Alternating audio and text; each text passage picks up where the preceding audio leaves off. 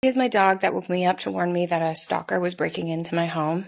A lot of you guys have been asking to see her, so I'm gonna show you. And here she is in her full glory. Are you sunbathing? Are you a hero? You mad at me? Okay. You can see she's very old, so I'm really, really glad that all she did was wake me up.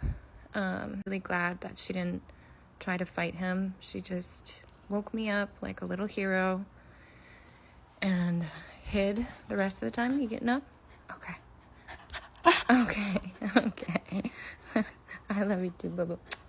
So I am a huge dog lover, and I always have been. Cookie was my first foster that I fostered in Chicago, and she was my first foster fail.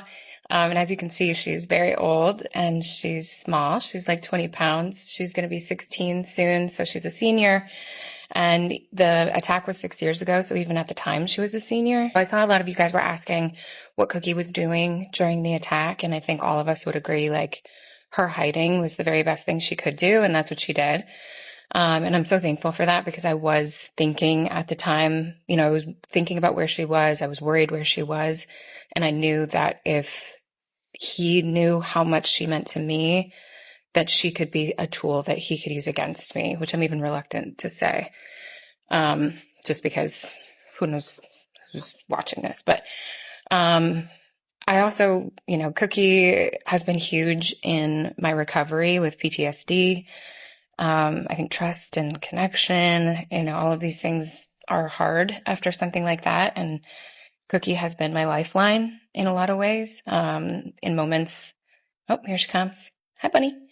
In moments and times where I felt like I couldn't connect with people or couldn't trust people. And also she's a source of unconditional love, which I think we all need sometimes.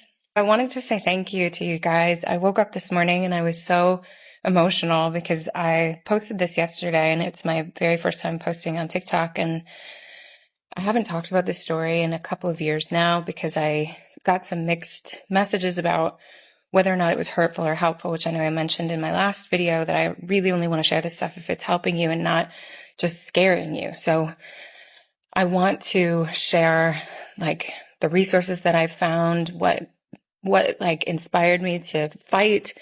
I think for how brave and strong that was, there were so many moments in the months following that I don't feel like I was brave and strong, that I feel like this really pushed me to the point of almost breaking. And I felt really alone, and I didn't feel like I had a roadmap or a place to go to see if what I was feeling was normal.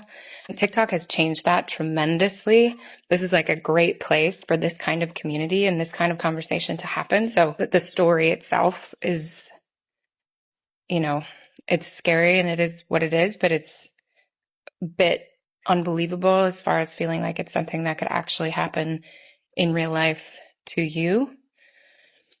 So yeah, I just wanted to say I'm really grateful to you guys, and you guys have been so kind and so nice in the comments. And I was bracing myself, I'd been talking to friends saying, like it might not be that way.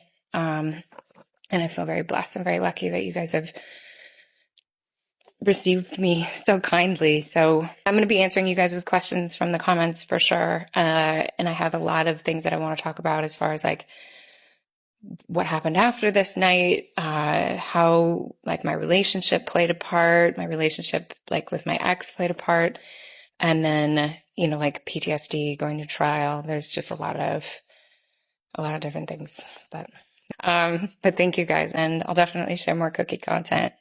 That's my girl.